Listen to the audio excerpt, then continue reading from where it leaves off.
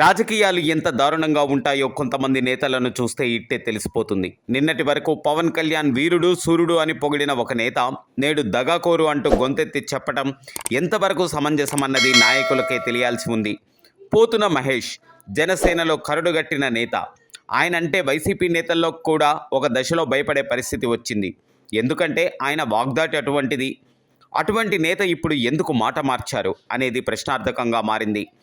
జనసేన సిద్ధాంతాన్ని ఆయన అలవర్చుకోలేదు, ఏకంగా తన శరీరం నిండా జీర్ణం చేసుకున్నారు. పవన్ ఆశయాలు, ఆయన పార్టీ సిద్ధాంతాలు ఎందరూ అర్థం చేసుకున్నారో తెలియదు, కానీ పోతున మహేష్ మాత్రం 100కి 100 పాళ్ళు పవన్ అడుగు జాడల్లో నడిచారు. మునుపెన్నడూ రాజకీయం తెలియని ఆ నేతకు జనసేన జెండాతోనే ఆయన రాజకీయం స్టార్ట్ అయింది.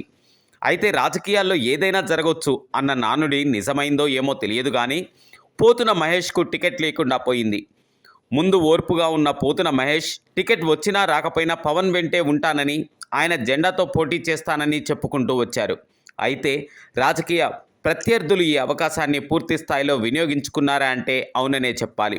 ఒక్కసారిగా ఆ నియోజకవర్గంలో సీన్ మారిపోయింది. పవన్ కళ్యాణ్ని ఒక్క మాట అన్నా ఊరుకోని పోతున మహేష్ ఈరోజు పవన్ రాజకీయ భవిష్యత్తును దెబ్బతీసే విధంగా మాట్లాడడం శోచనీయంగా మారింది.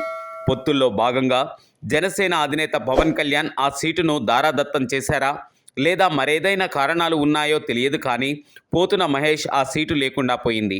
ఏపీలోని మొత్తం జనసేన నేతలకు రోల్ మోడల్గా ఉన్న పోతున మహేష్కి అది నాయకత్వం ఎంతవరకు గుర్తించిందో తెలియదు, కానీ ప్రస్తుత పరిస్థితి మాత్రం చేయి దాటిపోయింది.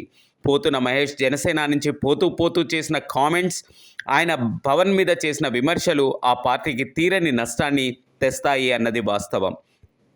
కొంతమంది నేతలకు సీటు దక్కక అలాంటి విమర్శలు చేశారు అంటే జన సైనికులు పెద్దగా పట్టించుకోరు.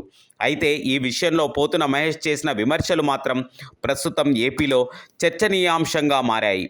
ఎంత పొత్తులు అంటే మాత్రం 21 సీట్లకే పరిమితం అవ్వాల్సిన పరిస్థితి పవన్ కళ్యాణ్కి ఎందుకు వచ్చింది అంటూ ఆయన నిలదీశారు.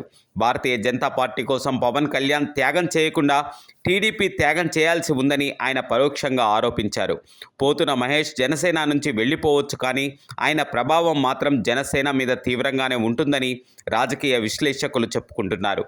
అయితే ఇప్పటికే సమయం మించిపోలేదని, జనసేన అధినేత పవన్ కళ్యాణ్ పోతున మహేష్కు న్యాయం చేయాలి అనుకుంటే ఇప్పటికైనా చేయగలరు అని జన సైనికులు కొంతమంది భావిస్తున్నారు. మరి ఈ విషయంలో జనసేన అధినేతను పవన్ కళ్యాణ్ ఎటువంటి నిర్ణయం తీసుకోనున్నారు? మహేష్ చేసిన ఆరోపణలను సీరియస్గా తీసుకొని ఆయన్ని దూరం పెడతారా, లేదా తన తమ్ముడో అన్నయ్యో ఈ విధంగా ఆరోపించారని దగ్గరికి తీసుకుంటారా అన్నది వేచి చూడాల్సిన ప్రశ్న.